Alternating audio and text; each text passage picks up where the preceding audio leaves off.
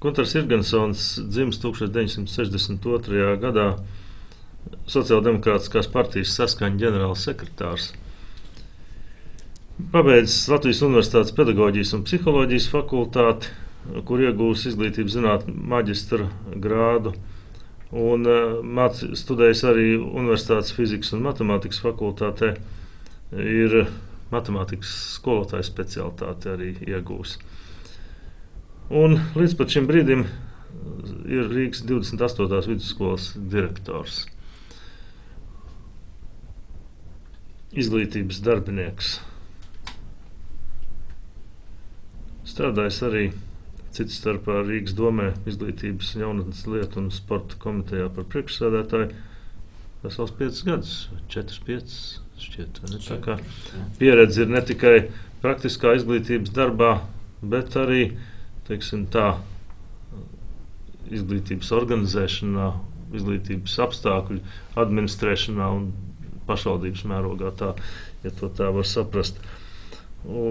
Respektīvi, kā pašvaldība nodrošina izglītības iespējas savā teritorijā esošajiem bērniem un jauniešiem, tā arī acīm redzot ir jūsu pārziņā bijusi un acīm redzot labi pārzināta joma.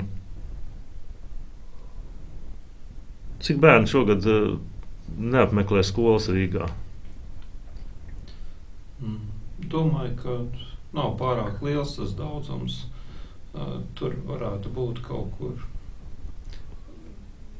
Tur ir dažādi iemesli, kāpēc viņi neapmeklē. Tur tie nav 1000 visādā gadījumā. Tas var būt kāds 1,5 līdz 2000 bērni. Bet tur ir dažādi apstākļi. Tur ir ļoti smagi sociālā vide un vēl. Bet tie bērni, es saprotu, ka viņi visi tomēr ir apzināti un ar viņiem gan strādā sociālajie dienas, gan skolu sociālajie pedagogi, ar viņu ģimenēm, ja tādas ir, vai viņu aizbildņiem arī tiek strādāts. Tagad vairs tāda situācija kā kaut kur kādi, teiksim, pamesti bērni kaut kur klejo riņķi, un mēs viņus vispār nezinām, tāda laika jau vairs nav. Var teikt, ka šī ziņā situācija ir normalizējusies, teiksim. Tādā ziņā, jā, bet bērnu ir stipri mazāk palicis, ne tāpēc vien, kad viņu ir piedzimis mazāk, bet arī tāpēc, kad vecāki ir aizbraukuši ar bērniem prom uz ārzemēm. To mēs šogad izjutām arī pie komplektācijas. Pirmo reizi man bija pārsteigums, ka bērniem, it kā viņiem te Latvijā jābūt, es domāju, ka varbūt viņi uz kaimiņu skolām aizgājuši vai kur, bet ka mēs redzam kopēju analīzi pa pilsētu, mēs redzam, ka to bērnu vienkārši vairs nav. Un kāda jums ir sajūta? Ļoti aptuvenos, turpat pa skaitļiem nevar runāt, pa visu valsts mērogā šis skaits varētu būt ievērojams, acīm redzot, to bērnu, kuri vairs neapmeklē skolas Latvijā, tieši tāpēc, ka vecāki bijuši spiesti izbraukt no valsts. Cik tā informācija, es nezinu, statistika jau šobrīd to savus datus nav publicējusi tur, bet cik es saprotu, ka šobrīd jau Latvijā ir kaut kur 1,800,000, varbūt mazliet virs, šie iedzīvotāji, un ka mēs esam burtiski pēdējos gados šos 300,000 kaut kur arī, kas ir devušies citur, tad rēķiniet, ka viņi braukuši kopā ar ģimenēm, tad tie ir, 40, 50, 60,000 bērni kaut kur aptuveni būs tā, kas pēdējos gados vien ir aizbraukuši kopā ar saviem vecākiem. Milzīgs skaits, tas ir uz mūsu iedzīvotāju kopskaits, kurš ir vienmēr bijis mazs šeit. Tomēr jau valsts jau ir ļoti maz apdzīvota, vienmēr bijusi Latvijas teritorija. Tāda ir salīdzinoši. Viņi ir lielāki pa Holandu, bet iedzīvotājs skaits ir. Holandē ir 16 miljoni. Tur jau tā lieta, vai ne? Kā jūs kā skolas direktors jūtat gadu gaitā, kā mainās,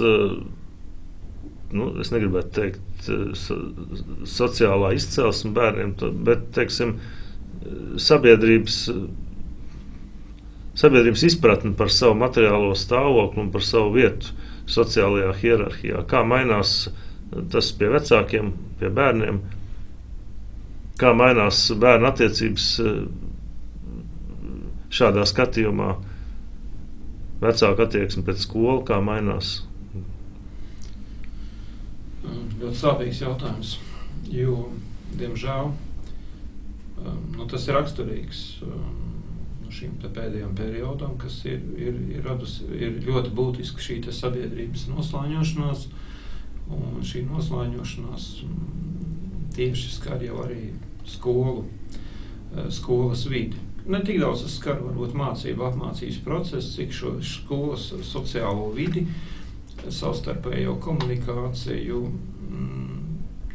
tiek jau, teiksim, tāda noslāņošanās jūtam arī attiecīgi starp skolām, kad ir teiksim, izglītības iestādes, kur šīs sociālā vide var būt labvēlīgāka, un tad vecāki, teiksim, cenšas šeit sūtīt savus bērnus, ne tikai tāpēc, kad varbūt viņam šķiet, ka te ir labāka izglītības kvalitāte, varētu apgūt. Nav obligāti šajās skolās jābūt labākiem skolotājiem, labākiem pat, lai gan tas ļoti reizēm arī sakrīt tas faktors, tas ir īpaši tehniskais nodrošinājums šo te skolu un klāšu materiāla tehniskā bāze, jo tur varbūt vecāki arī tieši paši arī palīdz šo tehnisko bāzi nodrošināt, kur pretīm izveidojās, teiksim, skolas, kurās, vecākiem nav tādas maksātspējas, viņiem sociāli apstākļi daudz sliktāk, un līdz ar to šie te klašu kolektīvi, skolas vide ir mazliet depresīvāka, un tāda noslāņošana arī. Agrāk bija jūtams arī, es domāju, vēl diemžēl tagad arī, bet ir tādi atsevišķi gadījumi, kad ir kaut kāda neiecietība un konflikti tieši bērnu pašu starpā, tāpēc, kad viena nāk no tādām turīgākām ģimenēm un citi nav no tik turīgākām ģimenēm. Tas izpaužās kaut kādā apsaukāšanās veidā un kaut kādā neiecietībā, gan savstarpējā komunikācijā, gan mēs arī dzirdam.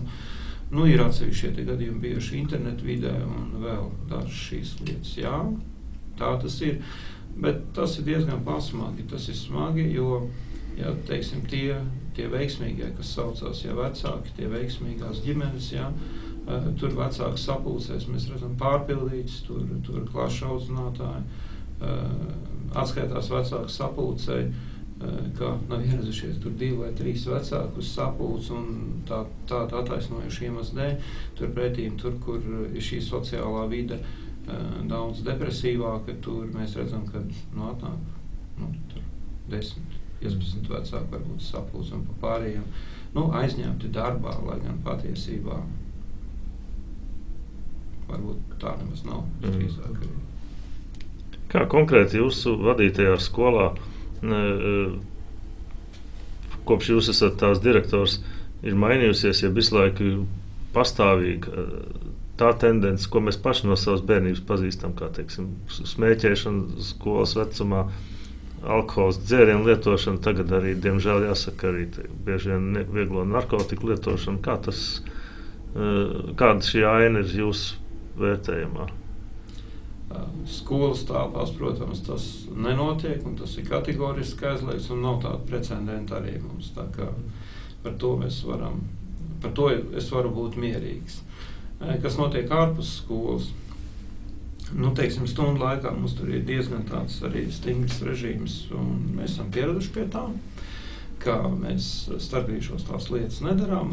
Mums ir skolā, kā visās Rīgas skolās, arī savs policijas postenis, un mums ir durvis ir slēgtas, un ja kāds iet ārā, tad viņam īpaši iemesli, un ne jau tāpēc, ka viņš tur smēķēt dodās. Tas tiek stingri uzraudzīts, kas notiek ārpus skolas laika. Protams, par to pirmām kārtām atbild ģimene, tā ir audzināšana ģimenē, bet tiek veikti jau arī ļoti daudz profilaktoriskie pasākumi. Mēs aicinām ļoti daudz gan dažādu sabiedrisko organizāciju pārstāvis, gan arī pašvaldības policijas jau tāds cilvēks, kas šiem jautājumiem strādā. Viņi ne tikai lasa lekcijas, bet arī uzskatām parāda, kāpēc tas ir slikti, kāpēc tas nav jādara.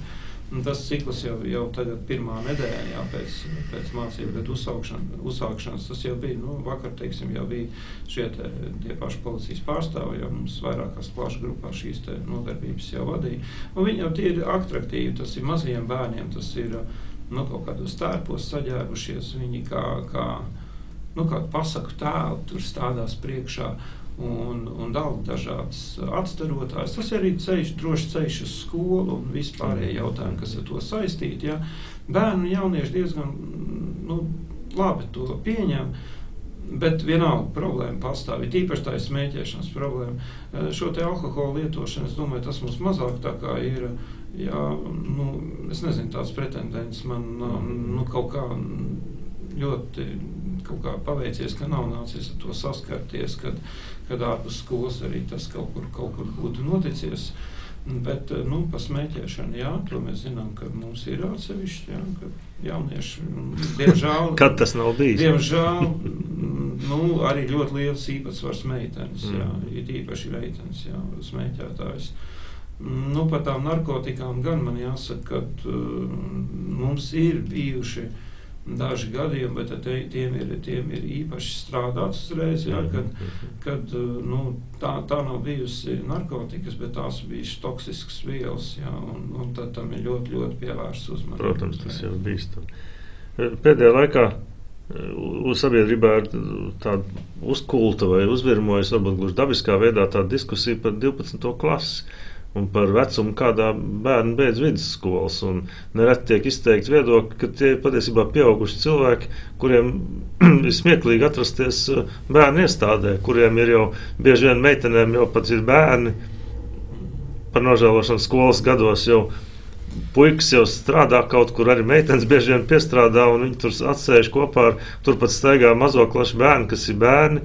Un tie ir pieaugušie cilvēki, kuriem jau ir 19 un pat 20 gadi. Kā jūs skatāties uz šo problēmu? Es pilnīgi jums piekrītu, ka jauniešiem 19 vai 20 gadu vecumā, viņiem nav, viņi pārauguši šo te skolas vecumu, un tā nav normāla parādība. Es saprotu, ka mēs tik ļoti gribam pielīdzināties rietumu sabiedrībai, kur tas ir tad viņi tur mācās 20 gadiem un pēc tam vēl studē līdz 30 gadiem, un ka viņam 40 gadi, tad viņš domā, ka varbūt viņš tagad varētu sākt arī ģimeni veidot. Jā. Bet pastieties, kad tas nav normāli. Es uzskatu, tas ir pilnīgi pretdabiski un tam nav jābūt. Un galvenais tas, ka tās mācību programmas arī to atļauj. Mēs varam mierīgi pārkārtoties. Cits jautājums ir tagad, kad ekonomiski sarežģītos apstākļos krīzes laikā vai kādas reformas jāveic, tas ir cits jautājums. Bet pārskatot mācību programmas un varbūt tik tiešām pie minimāliem līdzekļu izlietojumiem, lai gan jebkura reforma prasa naudu, ir iespējams tomēr pārstrukturizēt mācību procesus uz pamatskolas rēķina, uz šīm 8 klasēm un vidusskolu atstājot arī 3 gadus, tad kopējā mācību gada ilgums būtu 11 klases. Tīpaši tas attiecās uz 5. klases programmu, mācību programmas vēl, ka tur pusgadu faktiski atkārtojums tikai un vēl cits pārskatot. Es esmu pār to, ka ar laiku mēs varētu atkal pāriet uz 11 klašu izglītību, jo jūs pareizi teicāt, viņi jau tur dzīvo kopā, jā, viņi faktiski jau tur draugi, draudzenes, jā, tur, un tikpat tās neoficiālās ģimenes jau ir izveidojušās, jā, kas atkal man arī tas nepatīk. Es uzskatu, ka tomēr ģimenei jābūt tradicionālā izpratnē, jā, un jābūt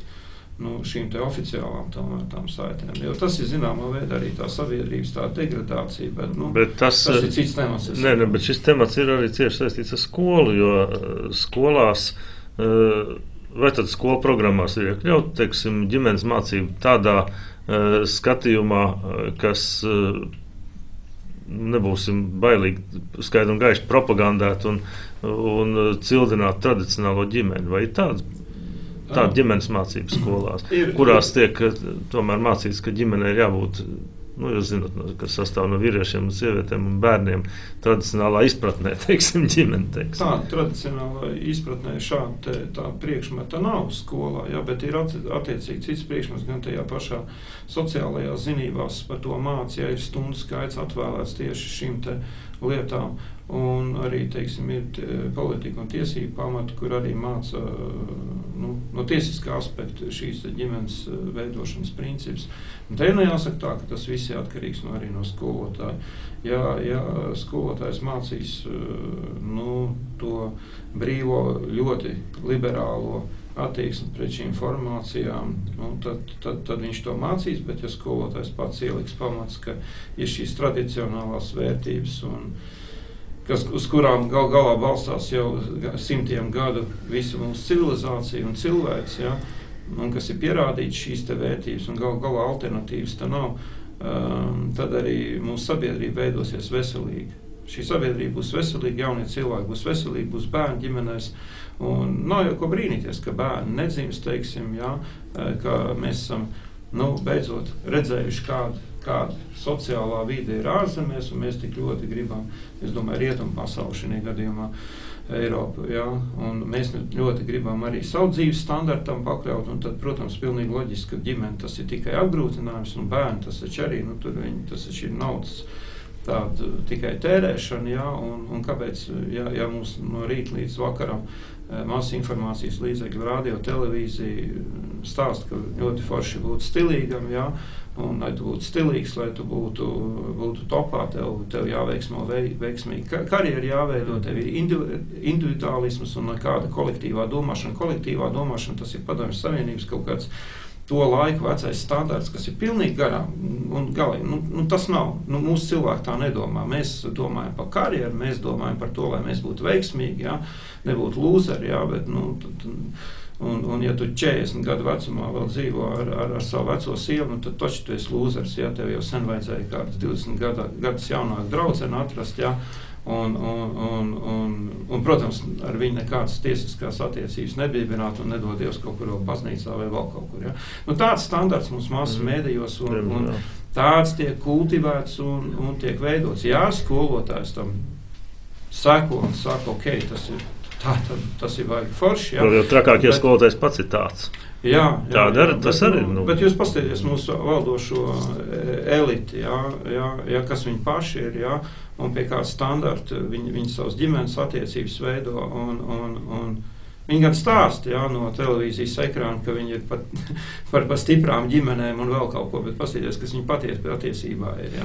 Viņi paši pēc sava piemēra, kas viņi ir, jā. Un tad nav ko brīnīties, ka Latvijā nav bērni, jā, ko tu brīnās, ka nav bērni, jā. Un kāpēc?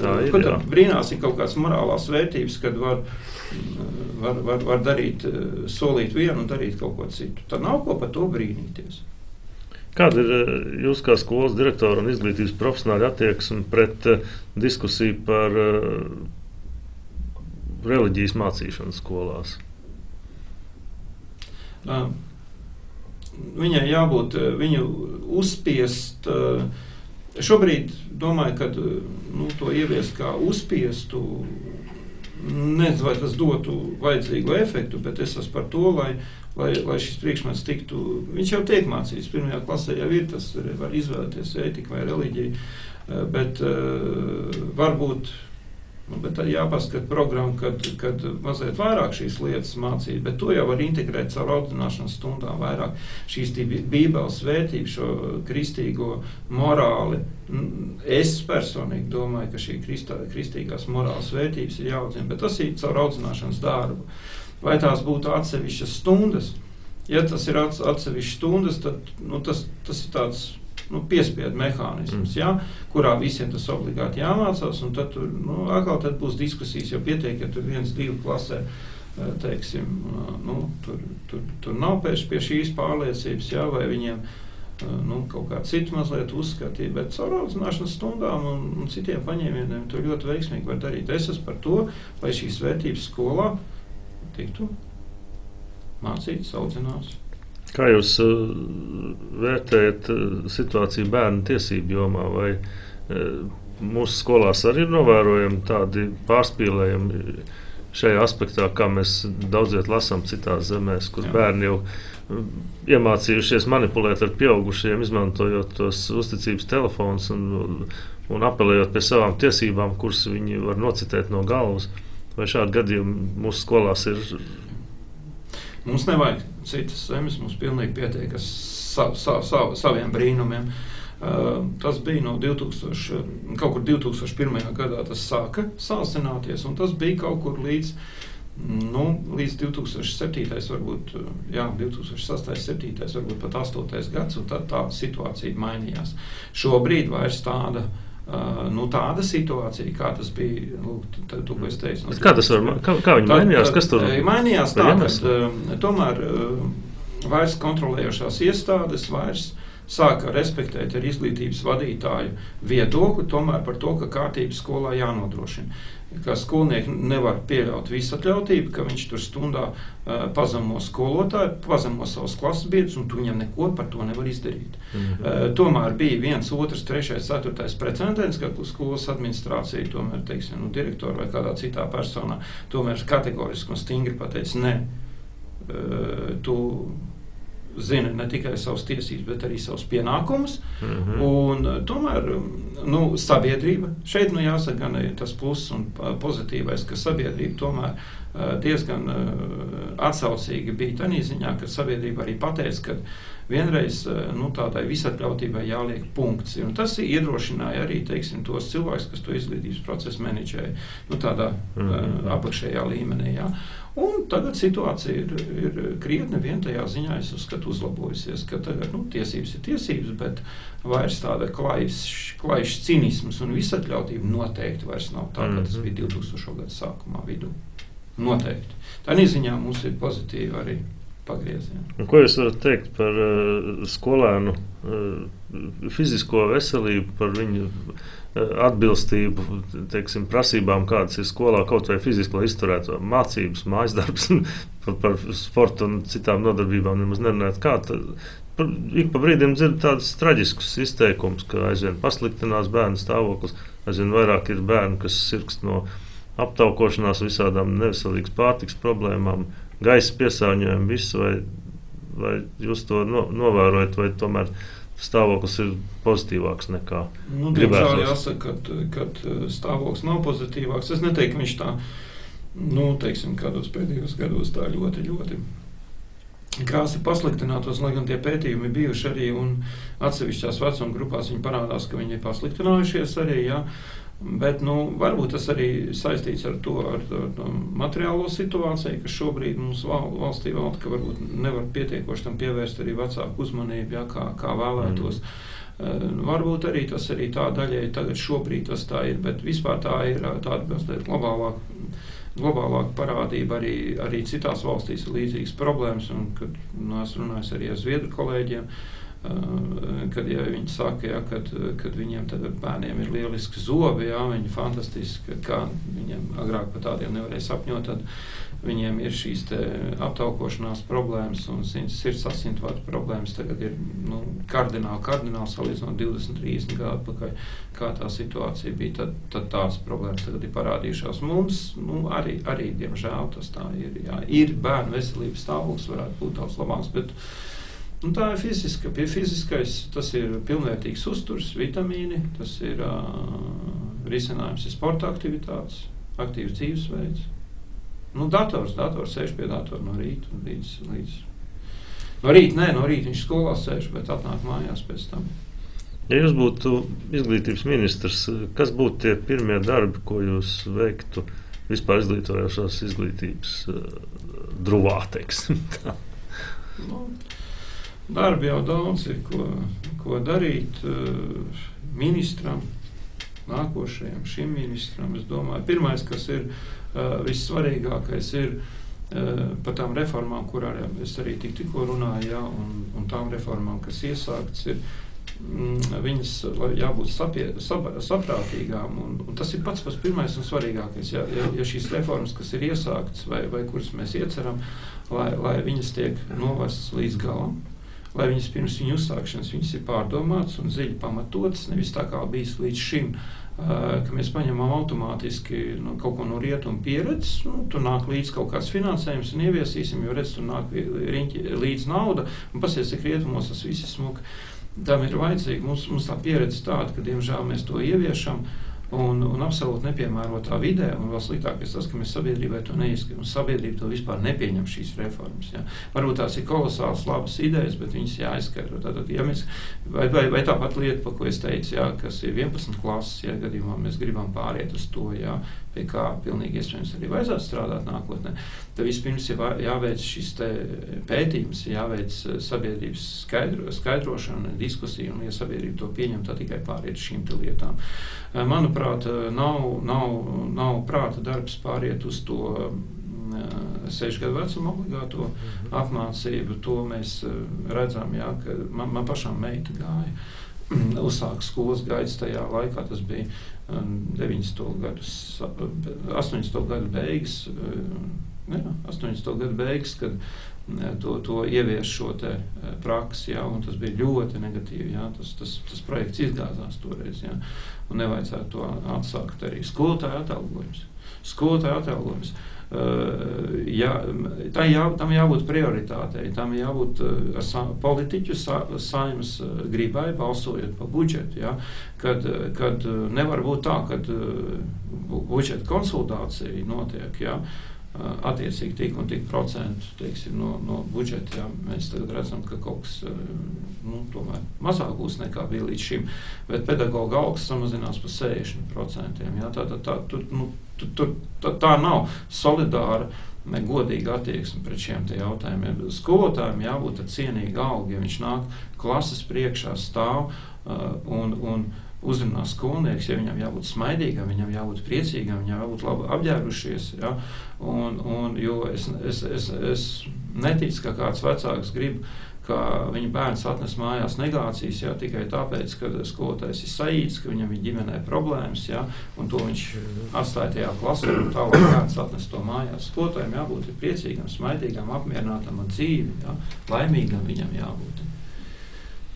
Man tāpat kā vairumam vīriešu nekas nav iebilstams pret sievietēm, bet tomēr satrauc un izbrīnīja tas, ka kopš tāliem padomu laikiem skolās absolūti valda matriarhāts un feminisms. Kā, teiksim, šo situāciju varētu griezt par labu? Vai vispār to ir iespējams mūsdienu pasaulē vairs izdarīt? Kā jums šķiet, kaut vai utopiskās fantāzijās padalāties? Tas atkal ir tradīcija jautājums. Turcijas skolas, es biju arī Turcijā skolās, jā, tur tikai vīrieši tikpat kā, jā, tur sievietes tikpat kā nav. Tad, kad bija lasam kauju pie Knipskas un tam līdzīgi laikmeta literatūra, tad skolās arī bija tikai vīrieši. Jā, šeit Latvijā. Jā, arī. Tas tāpat kā ar citām lietām, ar varu neko tu neizdarīs. Ja? Vīrietis atradīsies skolās, protams, tad darba samaksā jābūt citai. Ja? Ja darba samaksa ļoti krasi mainīsies, ja, tad arī vīriešu cilvēks varētu vairāk piesaistīt. Bet jautājums, vai tas īpaši, vai tas ir pašmērķis? Ja? Ja tikai ir sieviešu kolektīvs skolā, tad tas noteikti nav labi. Ja? Jo kāpēc nav labi? Tāpēc, kad ir, diemžēl, šobrīd ir ļoti daudz nepilnas ģimenes, ja? Vai to nosaukt par nepilnu ģimeni, vai vienkārši tas ir gadījumi, kad bērnu audzina tikai māte viena pati. Ja tas ir īpaši, ja tas ir zēns, kur audzina vienu pašu, ja? Un viņš mājās, teiksim, viņš satiek, viņam tur ir māma tikai, māsa varbūt, vecā māte, viņš atnāk uz skolu un tur atkal tikai skolotājs priekšā. Jūs zināt, ar šo personības veidošanās, diemžēl novēros, tas ir konstatēts fakts, ja, kad šis jaunais cilvēks, viņš kā personīgi neveidojās sevišķi pareizi. Ja. Tādēļ skolā noteikti ir vēlami vairāk, teiksim, arī vīriešu kārtas skolotāji, pasniedzēji, kas tomēr ar savu fizisko klātbūtni, ar savu esamību, ja, zināmā veidā to vīrišķības koeficientu tam zēnam iedod. Ja. No tādā aspekta, es domāju, ka tas noteikti, es nesaukšu varbūt kādu skolotāju, bet klasiski tie ir zēnu mājturības skolotājs, sporta skolotājs, fizikas skolotājs, ja, varbūt ķīmijas, matemātikas skolotājs, kur tas visvairāk satiekās. Un ja tas koeficients, teiksim, tas proporcionāli, viņš neveidos īpatsvaru, ja, bet šī klātesamība būs, tad arī būs labi. Un arī kolektīvā, ja tur tikai dāmas vieni, tad arī savstarpējās attiecības ir teiksim tā viena veida. Viena veida, jā, bet ja tur ir vīrieši cilvēks, tomēr arī tad tā. Tad cita veida. Tad višķi cita veida.